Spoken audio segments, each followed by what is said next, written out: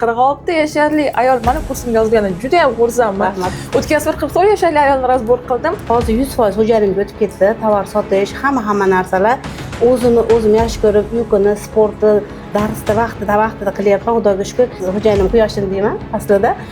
U insonga yana ham nima bo'lyapti? U insonni maqtagan sari puli ko'payyapti. Juda ko'p erkaklar qo'rqadi. Hozir Alimada o'qisa, ayolim menga quloq solmay qoladi. O'zingizni jamoangizga mani kursdan olgan bilimlarni yetkazmoqchisiz, faqat tushunganingizni aytib berasiz. 50 million savdo qilayotgan bo'lsa, hozirgi kunda 60 million, 65 millionga chiqdi. O'zim ko'p turmushda biznes bilan birga xatolar juda ko'p qilganligim uchun men qilgan xatoni qilmanglar deb osonroq yo'li bor. Ayolligimizni ham tan olib, ham biznes qilsak bo'ladi. O'zimni anglash uchun men 46 yil kutibman-da. Birinchi o'rinda sog'liq, birinchi o'rinda o'zini ruhiy holati, birinchi o'rinda tinchlik. Kala yurib ketdi. Ishonch sotadi. Agar biz kimdan sotib olamiz? O'z ishini yaxshi ustalaridan. 35 kunlik darsiz bilan mana dars meni umuman aytmayapman. 90 gradusga o'zgartirib yubordi.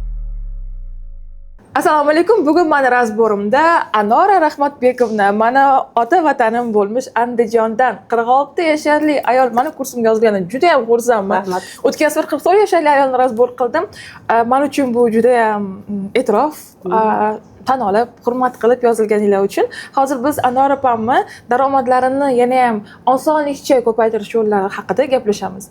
Anora opa, kursga yozilishdan avval daromadingiz qancha edi, hozir qancha? Biznesda nima muammolar? Hayotda o'zgarishlar katta bo'ldi. Qarang, birinchi o'rinda o'zim yaxshi ko'rishni bildim. O'zim yaxshi ko'rishni bildim. Sportga qatnashni bildim. Ko'p narsaga ahamiyat beryapmanki, bizda dunyo qarashimizda haligi nima deydi, tindoq ortidan kir qidiramiz ekan, o'sha narsalarni yo'qotdim. Mana ko'ncha-muncha narsalar ko'z yumib o'tasan desa, men unaqa qilmasdimda, bo'lish kerak degan narsa bor edi. Anorani uy shunaqa turish kerak, Anorani uy manaqa bo'lish kerak. Anora tovar olib kelsa zo'r o'tadi degan narsa miyamga quyilib qolgan ekanda. Hozir 100% xo'jaligimga o'tib ketdi. Tovar sotish, hamma narsalar o'zim yaxshi ko'rib, uyquni, sportni, darsda vaqtida qilyapman. Xudoga shukr. Qaysi taraf desam bo'ladi? Har taraflama. Oilamda ham, hattoki siz hali aytdingiz-ku 5 ta nimani aytasiz xo'jayiningizga dedingiz bir kunda. U narsa eskidan bordi, yana ham hozir sizni nimangiz bilan effektivlik chiqyapti-da. U sevgi, muhabbat kuchligida yana ham kuchli bo'lyapti. Xo'jayinim quyoshim deyman aslida. U insonga yana ham nima bo'lyapti? U insonni maqtagan sari puli ko'payyapti. Daromad oshib boryapti. Avval o'rtacha bir kun bir bozorda, endi biz payshanba, yakshanba savdamiz. O'rtacha 50 million savdo qilayotgan bo'lsa, hozirgi kunda 60 million, 65 millionga chiqdi. O'sha un savdosi. O'sha maqtovlarim bilan. Men avval pul olish, undan nima qilishlar men uchun bitta katta nima edi. Erimga qaramayman, men pulni o'zim topishim kerak, o'zim hashlashim kerak bo'ladi-da. Ayolligim esimdan chiqib qolgan ekanda. Siz kurslaringizda ayolligim esimga tushdi. Hozirgi kunda sizga qancha men rahmat aytsam kam. Rahmat aytsam kam, nimaga deganingizda sababi o'zim angladim. O'zimni anglash uchun men 46 yil kutibman-da. 46 yil vaqtim o'tkazibman-da. Bu hozir sizga kelganimda, birinchi kelganimda 93 kilo edim. Hozir oldingizda o'tiribman 78 kilo. Rostdan necha kilo tashladingiz? Hozirgi kunda 5 kilo tashladim. Siz bilan turmada ko'rishganmiz-ku tog'ida. 93 kilo bo'lganman. 87 kilo bo'lsa 6 kilo tashlabman. Har kelganda 6 kiloda tashlasam, xudo xolasa yetib olaman. Bu oy ichi ko'p ekan, biz uchrashuvimiz. Juda ko'p erkaklar qo'rqadi. Hozir Alimada o'qisa, ayolim menga quloq solmay qoladi. Alimada hozir o'qisa, o'zboshimchalik bo'lib qoladi. Dedim, men har doim o'zim ko'p turmushda biznes bilan birga xatolar juda ko'p qilganligim uchun men qilgan xatoni qilmanglar deb, osonroq yo'li bor. Ayolligimizni ham tan olib, ham biznes qilsak bo'ladi degan tarafdorman va hayotingiz bu darajada o'zgarganiga men juda ham xursandman. Hozir daromadingizni oshirish uchun hayotingiz yangilanib, energiyaga to'lib, ozib, turmush o'rtog'ingiz bilan aloqalaringiz yaxshilanganda men juda ham xursandman. Endi biznes bo'yicha nima qilmoqchimiz? Biznes bo'yicha shu ustoz, menda hozir bizda Andijonda endi o'zi setda ikkita qo'l ishlaydi, bilasiz. Shu ikkala qo'lda Andijonda bir tarafim bor, Andijon, bir tarafim Namangan. Namangan har oy o'rtacha 4000-5000 dollar oborot beryapti. Meni daromadim. Lekin Andijon urushtirish kerak, Andijon bilan. Shu Andijonni rivojlantirish uchun o'qish bilimlarini yetkiza olmayapman. Mana sizga halikin nima aytdim chatda.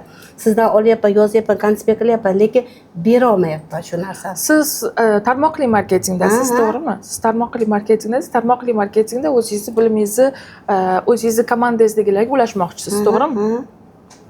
Ulashmoqchiman, lekin siz mana bugun kechqurun bilan zo'r energiya to'lib chiqaman. Ertaga ustoz aytganini qildiraman, hammasiga shunaqa motivatsiya beraman deyman. Ertasiga borsam, bittasi bu deydi, bu deydi aytsa, bo'lmay cho'kib ketaman-da. ha bo'pti ketdim erim ishini qilay deb ketaveraman Yo'q. taxlagan To'g'ri. Bizada nima bo'ladi? Ustoz kontrol qiladi. Ustoz kontrol qilib, masalan, men bu odam mendan katta ekan, bu odam boyda xotin ekan, bu odam juda ham katta tadbirkor ekan deb men o'qishga kelganda o'zim yo'qotib qo'ymayman. Men har doim o'zim kontrol qilaman, kimga so'z berish, kimga so'z bermaslikni.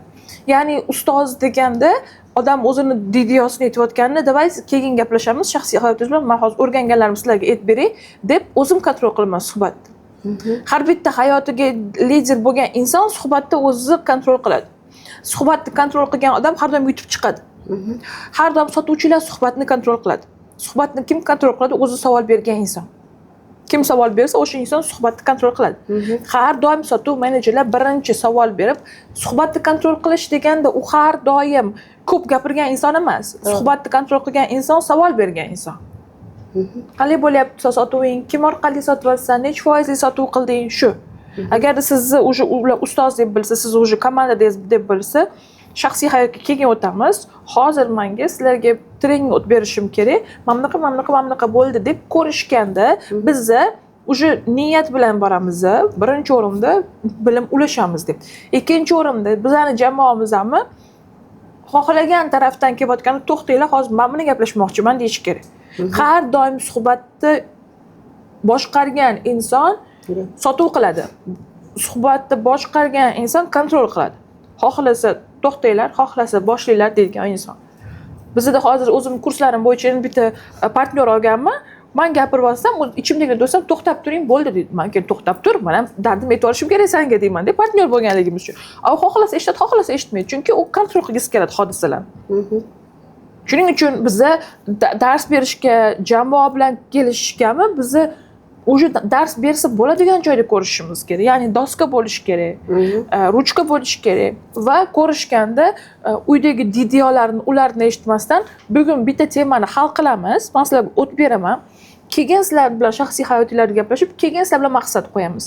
Ya'niki любой jamoada, любой komandada siz ko'rishganingizda qalaysizlar, yaxshimisizlar deb o'tgan любой kimmi magazini bo'lsa, kimmi учебный sentr bo'lsa, отчет beradi. O'tgan oy biz shuncha bilan yopdik. Lekin bu safar biz 2 barobar oshirishimiz kerak. Oshirishimiz uchun sotuvlarni qanaqa oshiradi? Bugun sizlar bilan klientlarga birma-bir sotganni, sotuvlarni oshirish haqida maslahatlarim shu.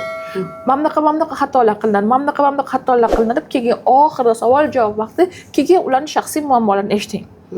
Kimki tarmoqli marketingda bo'lsa, u jamoa. U jamoa degani почти siz xodimlaringiz degan. Shuning uchun xodimlarga ularga boshliqlik qilib bo'lmaydi, u darajada oldingidagi boshliqlik, lekin ularni birinchi o'rinda ularni ham yashash sharoitini yaxshilashga yordam bergisi kelayotgani, ularni eshitishingiz, ularga muammosiga yechim berib, ular siz bilan rivojlanishini обязательно bilish kerak. Bu 100%. Buni ular his qilish kerak va sezish kerak. Uning uchun boshda yaxshimisizlar, tuzingmisizlar bu deb keyin dars o'tib, keyin shaxsiy savollarga o'tsangiz bo'ladi. Lekin biz har doim kimga lider deb tan olamiz. Siz o'tgan safar shuncha sotuv qilibsiz, молодец, lekin endi men siz kelasi safar 10 ta sotuv qilishingizni xohlayman. Bu oy siz 5 ta sotuv qilibsiz. 10 ta sotuvga chiqish uchun nima qilamiz? Eski mijozlar bilan bog'lanamiz, yangi mijozlar topamiz, o'zimizni Telegram kanalida, gruppadagilarga yana bir marta bog'lanamiz, yana bir marta telefon qilamiz. Bitta sotuv bo'lish uchun biz klient bilan 5 marta bog'lanamiz deb o'zingiz dars o'tishingiz kerak bo'ladi. Shuning uchun siz birinchi o'rinda men masalan men dunyodagi eng zo'r kurslarda o'qimay, dunyodagi eng zo'r mentorlarda o'qimay, baribir Xudoga men kelishdan avval kimni nima muammosi bo'lsa, kimga nimani dedirishim kerak bo'lsa, nima xizmatda bo'lsa, o'zing meni qalbimga solgin deyman. O'zing bildirgin deyman. Nima qilishim kerak bo'lsa, o'zing shuning uchun uydan chiqayotganda o'sha bilim bermoqchi bo'lgan odam, lider bo'lmoqchi odam ko'pchilikni boshqarish unga yuklatilgandan keyin Alloh tarafdan o'zi niyat qilib chiqadi odamlarga foydali bo'ladi deb.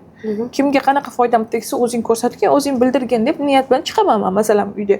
Keyin o'tirganda nima bo'lyapti, sizga nima bo'lyapti deb haqiqatda har bitta jamoamdagi har bitta inson men o'sishini xohlayman. Haqiqatda qalban o'sishini xohlayman. Siz o'sish uchun nima qilyapsiz? Qaysi kursda o'qiyapsiz? Endi nima qildingiz? Men haqiqatda ularni qaysi kurslarda o'qiyotgan, nima qilayotganini haqiqatda men suhbatlashaman.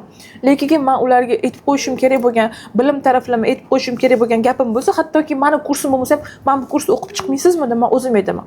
Birorta psixologni aytishim mumkin, birorta meni konkurentimni ham kursini men bunda o'qib chiqsa sizga yordam beradi deya olmayman men. Shuning uchun biz birinchi o'rinda bizni boy qiladigan bu komandamizdagi odamlar. Setivoy marketingda. Shuning uchun birinchi o'rinda ularga kafelarda, tushunarsiz joylarda emas, dars o'tsa bo'ladigan joy tanlagan bo'lardim.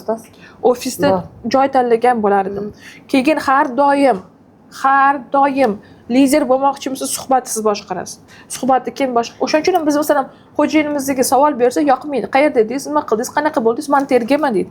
Lekin sotuvchi sizga qanaqa rangi kerak, nima bo'ldi, qanaqa bo'ldi deb savol so'rasa, u har doim odam yutadi.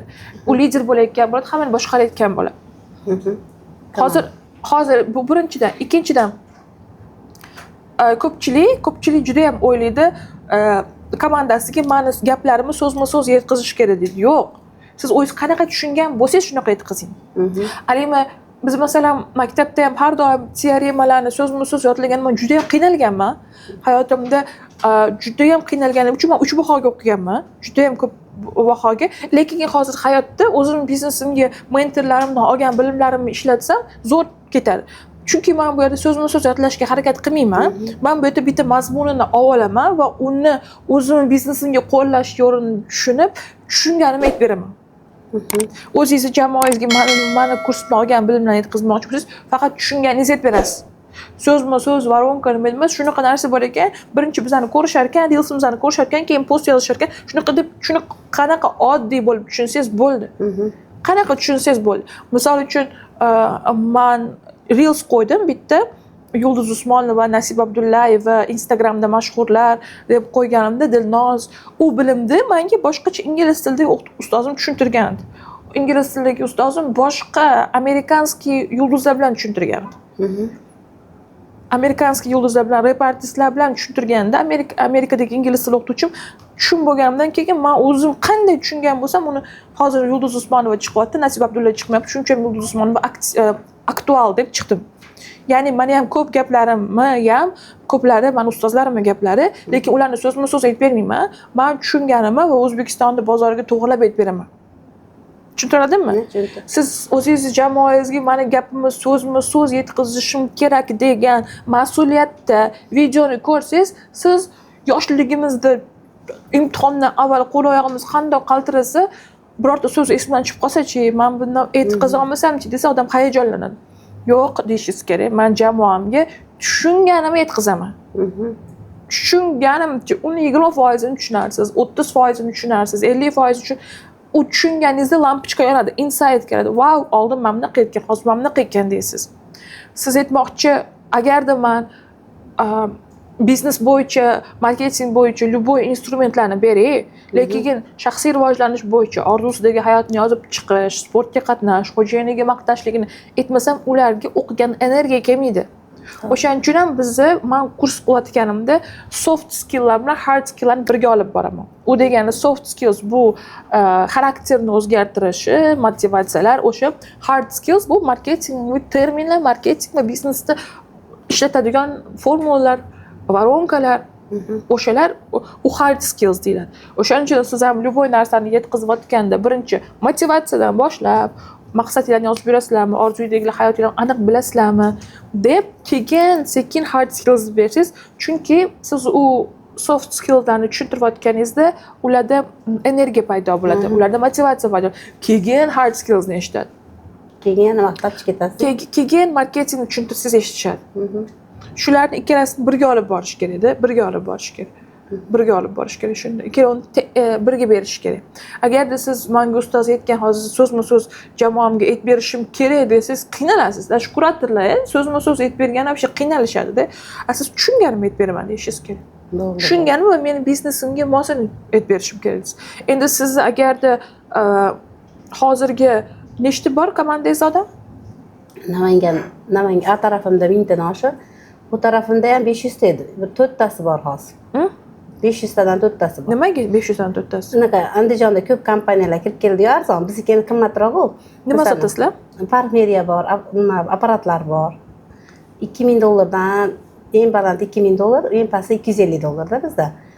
Spreylar bor, o'sha yuzingizga shunday sepganingizda, hozir oftobdan ham yo'q, nechta krem surkayapsiz, o'shani o'rnini bosadigan, hamma yo'q bor. Bitta sprey sepib chiqarib ko'chaga chiqib ketayotganda. O'sha narsalar $55 dan tushadi.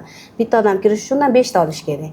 5 ta olganda bitta odam shartnoma qiladi shunaqa. Xo'sh, o'z jamoangiz odamlarni yig'ish uchun nima qanaqa strategiya qilyapsiz? Uni qildim, iftorlik qildim alohida ularga, unaqa jamoa yig'ish uchun. Shu kuni bitta lovullashdida, endi keyin ertasiga Yana qayta telefon qildingizmi ularga? Ha, qildim. O'sha iftordan keyin 4 tasi yuribdi hozir. Yaxshi. Shartnoma bo'lmayapti, lekin yonimda yurishibdi-da endi hozir. Men aytyapman, menda bilim bor, o'zimga yetarli bilimim bor. Ular bilan gaplashsam pulini ola olaman, shartnoma qila olaman, mahsulot haqida to'liq tushuncha bera olaman. Uni ko'proq eshitaman. Odamga eshitib turib, agar pulga kerak bo'lsa marketingda ochib beraman, yo'q, pul kerak emas, unga salomatlik kerak bo'lsa mahsulotni aytaman, chiqaveraman-da. O'sha insonlar bilan men kirgan yerimni mahsulotni oldira olaman-da, o'sha qobiliyatim bor. Ana desam, bo'pti deyishadi. "Mo kun reja qildik, o kun reja qildik" dedi. Men dedim, "U reja asosida yurmayman" dedim. Namanganga ketdim. Namanganda o'sgan tarafim aslida, lekin Namanganda 1 oy, 1,5 oy birga yurganim bo'lganim bilan u yerda o'sib, boshqa mustahkam bo'ldi-da endi ya. U yoqqa fikr qaratmasam ham bo'laveradi. Lekin men qizg'onishni qildim o'zimcha. Anaqa taktika qildim. Ular meni qizg'onib, ancha Namanganga ketib qolaverar ekan, Anora deb qizg'ontirsam, u ham effekt bermadi hozir. Bu ham effekt bermadi-da. Men ketib qolaman, sizlar odaminglarni olib kelinglar, yo bo'lmasa meni olib boringlar deyman-da. U narsa bo'lmaydi. Yo'q, любой joyda manipulyatsiya ishlamaydi. Ketsang ketaver deydi. Любой joyda mana bu ayol tushunadi ekan, men bu ayol bilan o'saman ekan degan narsa kerak. Men Namanganga ketib qolsam ham sizlar bilan birgaman. Men Namanganga bormasam ham sizlar bilan birgaman. Men prosesdan o'sishlarni xohlayapman deyishingiz kerak. Men ketib qolaman, siz ketsang ketaver deyishadi. Nabor ketib qolsang bizga umuman ahamiyat bermaysan deyishadi. Undan ko'ra nima deyish kerak? Men ketsam sizlar bilanman deyishingiz kerak. Ketsam ham kelib sizlarga o'rgataman deyishingiz kerak-da. Men bu arosat juda yomon narsa ekan. Chunki o'zim ham Dubayga ketgim keldi, ham marketing qirolichasini zapuskini qilgim keldi. Men bu arosatdan Dubayga ko'cha oladim. Men marketing qirolichasini to'liq olib tugata oladim. Men arosatlik juda yomon narsa-da. Ha, Dubayga ketsam, lekin o'quvchilarimga vaqt ajrataman, razborlarni qilib beraman deb hozir to'g'risi ketmayotganim sababi hali ham shuncha o'quvchim natijaga olib chiqmasdan ketib borgim kelmayapti. Shuncha o'quvchim menga qarab o'qiyapti, ular natijaga olib chiqaman, kamida hammasiga razbor qilib beraman, 3 kun bepul darslik, живой dars o'tib beraman. Keyin maza qilib, vijdonim qilamasdan ketaman. Menda ham xuddi shunaqa arosat bo'ldi-da, Dubaymi, marketing qirolichasi. Menda u juda yomon ekan. Ikkala tarafda ham bitta joyda o'ynasha olmaslik. Va shuni bildim, eng asosiysi o'zim bilan kelishib olishim kerak ekan. Men agar Dubayga ketsam ham kurslarim Toshkentda bo'ladi, Toshkentga kelib ketib yuraman, o'quvchilarim natijaga chiqadi deb ichimda xotirjamlik bo'lishi kerak ekan. Shuning uchun hozir lekin men ketib qolaman, olib kelib olinglar, qilib olinglar emas, men ketsam ham sizlarga yordam beraman, lekin sizlar vaqt yo'qotyapsizlar. 6 oyda o'zinglarni jamoanglarni qilib olishinglar mumkin deb. Eng asosiysi sotuvda eng asosiysi qadriyatlarni tushuntirib berishda. Sotuvni mana va hozir shu biz ham berdi mahsulotdan buni olgin. Mas ularning haqiqiy foydasini tushuntirib berishingiz kerak-da. Uning uchun o'zingiz u mahsulotlarga va servislarga ishonishingiz kerak. Ishonasizmi siz o'zingiz mahsulot va servislaringizga? Ishondim. Apparatlarning hammasini oldim ustoz. Hammasi $2000 apparatni ham oldim, ishlatdim, faoliyatda bildim, o'zimni sezdim tanamda. Mahsulotlarni ham ichib ko'rdim. Tanada nima o'zgarish qilib beradi? U mana suyagingizni qizdirib beradi asosan. Minton degan apparat bor, $2000 apparatimiz suyakni qizdirib turib, polaritrit revmatizm bor, masalan, kimnidir sovuqda oyoq poy tortib qoladi, sirazi 3-kun poy tortmaydi. 1000 sovuqqa chiqsangiz ham. Muslima Flowers chiqib gaplashishlar kelib, u просто revmatizmga qarshimi? Yo'q, polaritrit. Suyakda qanaqa muammo bor? Qavziyati bor insonlar ko'p hozir O'zbekistonda ko'proq bitta asosan ichak faoliyatini o'rnagancha qavziyatdan davolanadi, rangi tozalanadi. Ikkinchi o'rinda qon aylanishi yaxshilangancha davleniya me'yorda yuradi. ko'pchilik davleniya baland hozir, to'g'rimi? Davleniyani biyoriga tushiradi-da, u insonda xushchaqchalik bor. Bizda ham inyanimiz bor-ku, xafa bo'lib qolamiz ko'p narsadan. Shunaqa to'planib qoladi-yu nimamizda, qalbimizda. Shu qalbidagi narsangizni ter orqali chiqarib yuboradi. Bu insonlardan xafa bo'lmay qolasiz. Men unaqa xafa bo'ladigan holat yo'q o'zi. Doim o'zimni pozitiv olib yurardim. Pozitiv olib yurishga harakat qilardim. Lekin baribir tushkunlikka tushib qolasiz-ku, o'sha tushkunlikdan ham bir kunda chiqarib yuboradi. Sababi qoni suyuqligi uchun. Masalan, apparat o'tirasiz, ha. Oyog'ingizni qo'yib o'tirasiz, o'sha belingizda anaqasi bor, korsaji bor, belingiz ham qiziydi. Uni professionallar tavsiya qilganmi? Professional doktorlar? Ha, bor. Xirurglarmi, doktorlarmi, psixologlarmi kim tavsiya qilgan uni? Bizda hozir nima bor? Feruza Sabitova bor, o'shalar bilan hamkorimizda, o'shalar bilan artistlar. Anovi qahramon. Menga artistlar emas, menga ekspertlar, menga mediklar bor, faqat Rossiyadagilar. To'g'ri. Mediklar uni maslahat qilgan bo'lishi kerak, rekomendatsiya qilgan bo'lishi kerak. Men sizni o'rningizda bo'lganimda odamlarda nima demoqchiman, bizda sotuvda faqat ishonch sotadi. Agarda biz kimdan sotib olamiz? O'z ishini yaxshi ustalaridan. Agarda menga u mahsulotni professionalniy medik tavsiya qilsa, ol, shunaqa yordam beradi, qoningni suyultiradi. Coviddan keyin hammani qoni qo'yilib ketgan, Coviddan keyin hammani suvayib ketgan. Men bu tazibedrinisi. Hozir men bu doktoram hammaga назначить qilyapti degan narsa bo'lsa, men ikki ko'zimni yumib olaman. Ya'niki Al-Hadaya degan oddiy sedanani ham qachonki mediklar maslahat berishni boshlagandan keyin Al-Hadaya yaxshi sotilgan. Ya'ni bunaqa mahsulotlarni qon suyultirilgan, bu mahsulotlarni mediklar ko'proq maslahat berish kerak. Uning uchun siz bu mahsulotlaringizni olib, prezentatsiyangizni olib, ishlashni olib borib, qo'rqmasdan mediklarga prezentatsiya qilishingiz kerak. Ya'niki agarda sizni jamoangizda medik bo'lsa, u mahsulotni tushunsa o'zi va uni yaxshiligiga ishonsa, почему бы и нет? U apparatni qo'ysangiz, u qimirlaydimi qoningizda? Qizdiradi. Qizdiradi. Oyog'ingizni ham qizdiradi, qoningizni ham qizdiradi. Qon aylanishini yaxshilaydi, to'g'rimi? Ana odamlar bor-ku, nimadan kelgan Parkinson degan kasali bor-ku, bunaqa kasali, o'sha oyoqlari ham bo'ysunmay qoladi. Hozir o'sha Andijonda biz bitta zo'r natija olyapmiz. 7-kuni o'sha oyoqqa turib ketdi odam. Birinchi ko'rganimda haligi nilputga o'xshab yurardi. Men to'g'ri, agarda u qonni suyultirsa, qonni aylanishini yaxshilaydi, men mahsulotingizga ishonaman, baribir o'zim ham massaj olaman borib. Chunki shunaqa osteoxondrozim bor, bir haftada bir marta massaj olmasam, men boshim ko'paygan bo'lib qoladi. Endi u agarda rostdan oyoqni hatto massaj bilan qonni suyultirib bersa, chunki hozirgi Coviddan keyin hammani qoni qo'yilib ketgan, immuniteti past, hamma depressiyaga tushgan, hamma immuniteti bardak bo'ldi Coviddan keyin. Umuman organizm. Shunda men agarda odamlarni sog'lig'i bilan ishlaydigan mahsulot sotayotgan bo'lsam, men o'zimni jamoamga albatta medik odamni olaman. Qarang, ustoz, mana bitta g'oya keldi o'sha. Men bir oycha bo'ldi, bitta vrachni hamkor qilganman. Apparatni olgan. Bu unaqa saunani olgan. Bizda apparat ko'p deyapman-ku. Saunani olgan, u sauna ichi turmali, 2000 ta turmali toshi bor. O'tirasiz, boshingiz tashqarida turadi. Faqat qizdiradi. U ham shunaqa davolaydi. O'sha ayol olgan, o'sha apparat foydalanyapti. Endi 6 kilo tashlab shunaqa mahsulotlar bilan ishlaydigan ayolga o'xshabsiz. Biz birinchi makiyaj sotsak, yuzimiz chiroyli bo'lishi, kosmetolog bo'lsa, yuzimiz chiroyli bo'lishi kerak. Endi mana sog'lom, o'zingiz qadriyatlaringizga moslashibsiz. Sotayotgan mahsulotingizga moslashibsiz. Shuning uchun endi men eng chiroyli kiyimni kiyinib, o'zimga qarab, kosmetologlarga borib, yuzimga parvarish qilib, men haftasiga kamida 10 ta medik bilan ko'rishgan bo'lar edim. 10 ta medik bilan marketing so'zlarini o'rganyapsiz, mediklarning terminlarini o'rganyapsiz. Covid tufayli juda ham ko'pchilik, hatto menda 35 yashar insonda anaqa qon aylanishi qiyin, qonim qo'yib masalan. Bu hammada. Men bilan teng qizlarni ham koks artroz bo'lib ta'zini almashtirishyapti, nechtasini. Chiroyli bizni qachon sotuv bo'ladi? Prezentatsiyani chiroyli qilsa, ya'ni tushuntira olsa.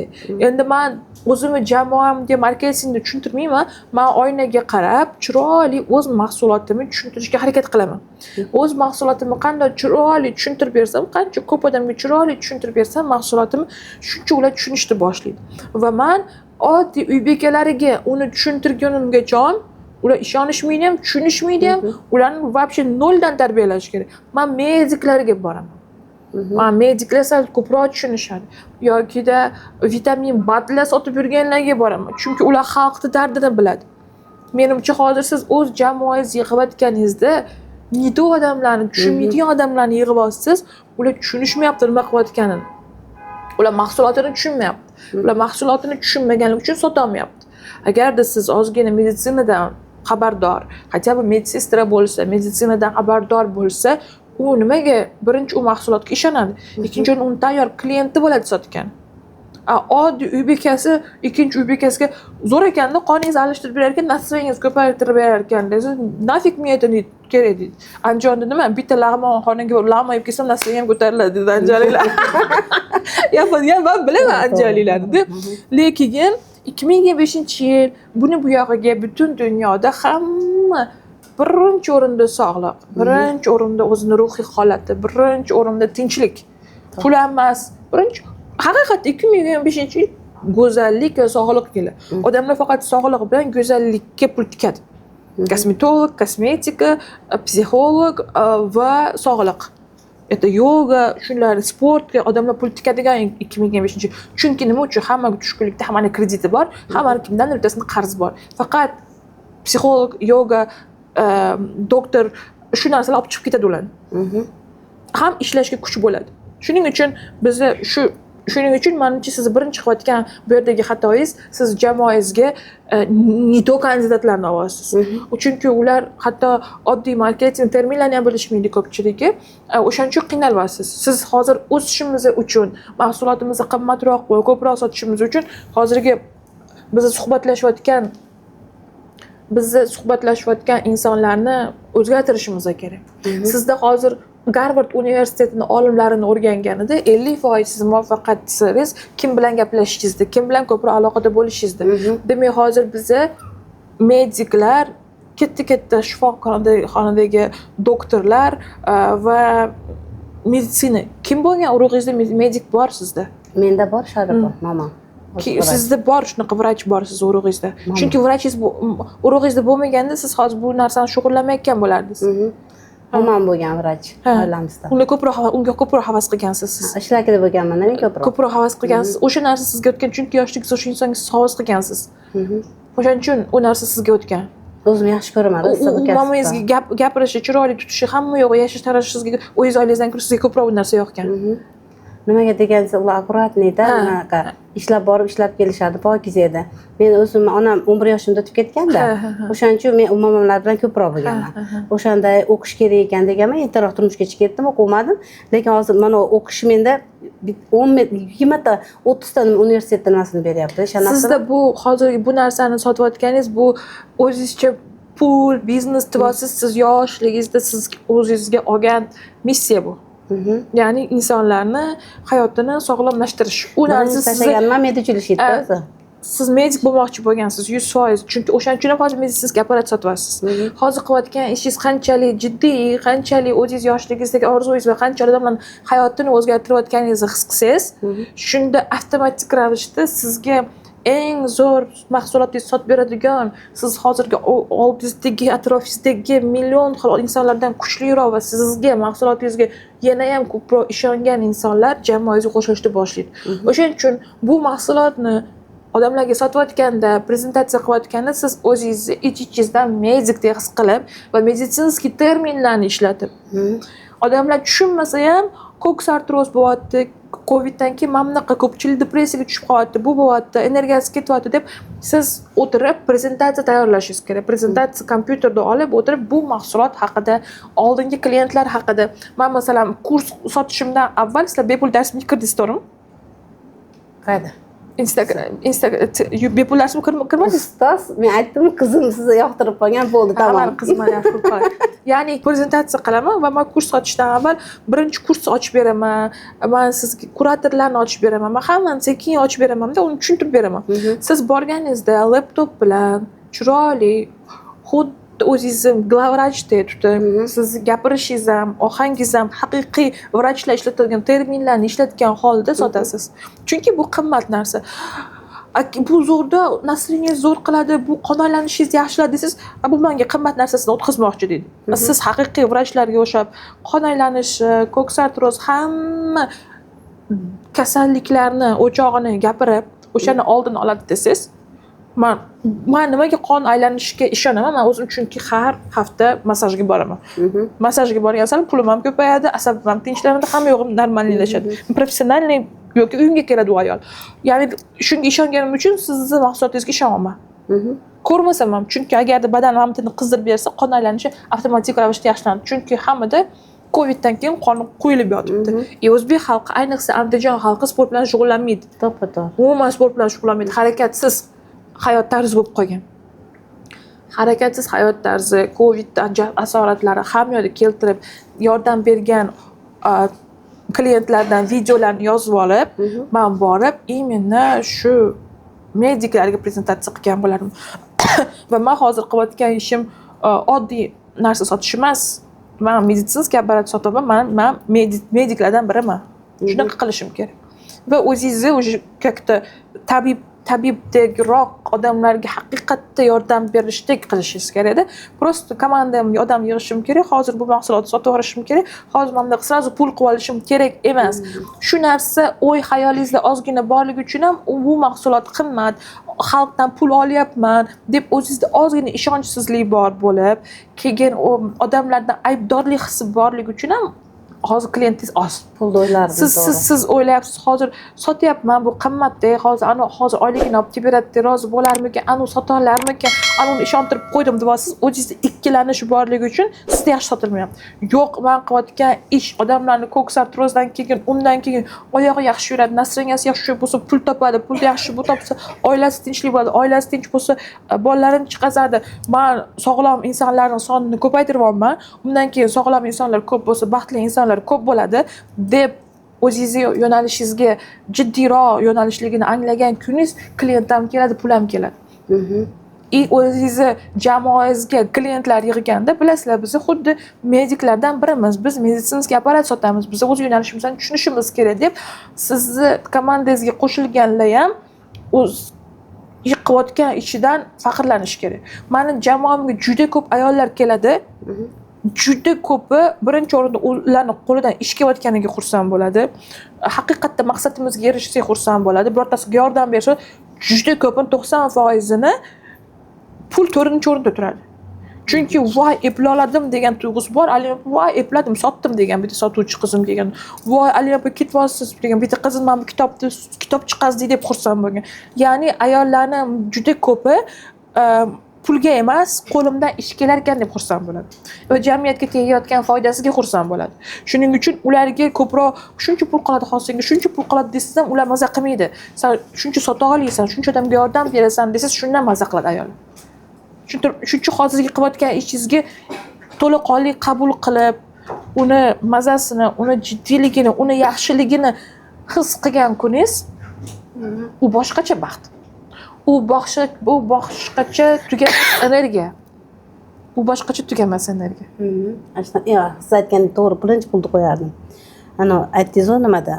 Siz agar reklama menejer bo'lsangiz, o'zingizni direktor bo'lsangiz nima deyingiz, o'sha nimangiz juda ta'sir qildi menga. Aytyapman, kitobni o'qiyotganda yoshlarni o'qidim, sababi hayot deyman, umuman bu hayotni o'zgartiradigan narsaga o'z yuz baravar bo'lgani bilan hayotni tubdan o'zgartirib yubordida. Men bu darajada o'zim o'zgaraman deb o'ylaganman-da.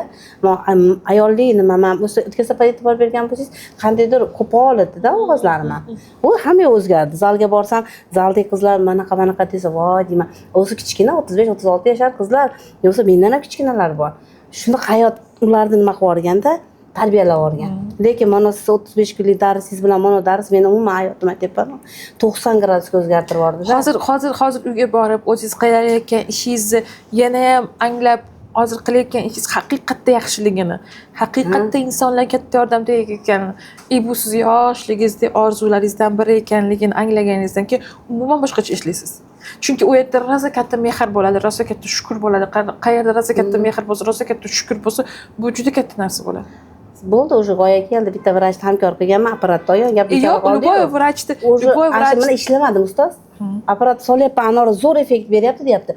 Ashuni borib syomka qilib, ash vrach bilan olmabman shu kungacha. Nimasiga yordam berdi? Apparat ishlatganingizda kimga yordam berdi deb uni to'laqonli sug'urib olishingiz kerak. Ashuna qilmabman. To'laqonli o'rgatingchi qayerlarga ishlatdi? Uni aytgan narsalarni siz boshqa vrachlarga aytib berib sotishingiz kerak. Ha bo'ldi, syomka qilaman, xudo xolasa bugun Borib, syomka qilib, uni o'rganib, chunki hali siz tushunmaysiz apparatingiz qanchalik yordam berayotganini. Anora zo'r bo'lib qoldi. Ana bir ikkita yurolmay ekanlar, yurib ketdi. Dalinasi stabilniy bo'lib qoldi debdi. Man kecha anaqa telefon olgani bordim. Har doim bitta magazindan, uyim oldidan magazindan olaman. Har doim uni ichi to'ldirib telefon bo'lardi-da. Kecha kirsam, teng yarmi sog'liqqa apparat turibdi. Bitta mышцадimda uradigan apparat bor. Sport bilan shug'ullanganlar biladi. Bitta mышца olayotgan bo'lsa, shuni qilib turadi. 40 ta apparat turibdi. Men kuyovim oldin sportdagilar Xochakbar degan ukam sportda Ispaniyada qilib o'tirardi oyog'i mышца. U Ispaniyada sotilardi. Adam o'ziga Ispaniyadan olib kelgan. Men telefon magazinning ichi to'la shu apparat ekan. Shuni hamma olyapti desam, ishonasizmi? Har bitta oilada shu apparatdan olishyapti deyapti-da. Ya'ni sog'liq uchun apparatlarni olishyapti. O'zgarishda men o'zini yaxshi ko'rishni boshladi-da. Sizlarga o'xshagan ustozlar chiqdi mana. Demak, siz tushundingizmi siz? Ha, yo tushundim. O'sha oyakay bo'ldimi shu yerda o'zida? Siz o'zingiz xuddi vrachdek tushuntirish, siz tadbirkor emassiz. Siz vrachdek tushuntirishingiz kerakligini tushundingizmi? Yana safar kelganda o'zgarishim, sizdek holat. Men masalan magazindan o'zimga kosmetika sotib olmayman, uходовый. Men borsam, mani kosmetologim topib bersa yuzimga SPF'larimni, kremlarimni men zo'r tushunaman, ishonib olaman. Bu 100% natija bo'lar ekan deyman.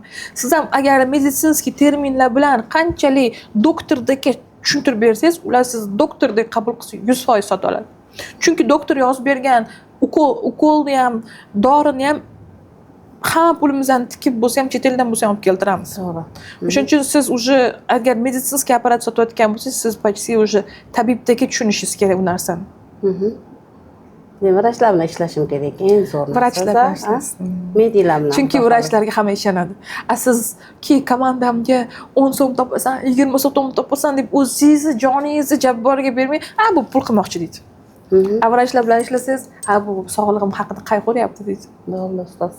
Zo'r, haqiqatdan zo'r anglash oldim. Bugun do'stlar, xudo xolasa yana bu safar katta daromad bilan emas, katta nima bilan, energiya bilan keldim siz oldingizga. Endi katta daromad bilan kelasiz. Yana safar ko'rasiz, katta daromadda, har doim biz qilayotgan ishimizni, missiyamiz tagiga, ichiga yetib bormagunimizgacha katta pul kelmaydi.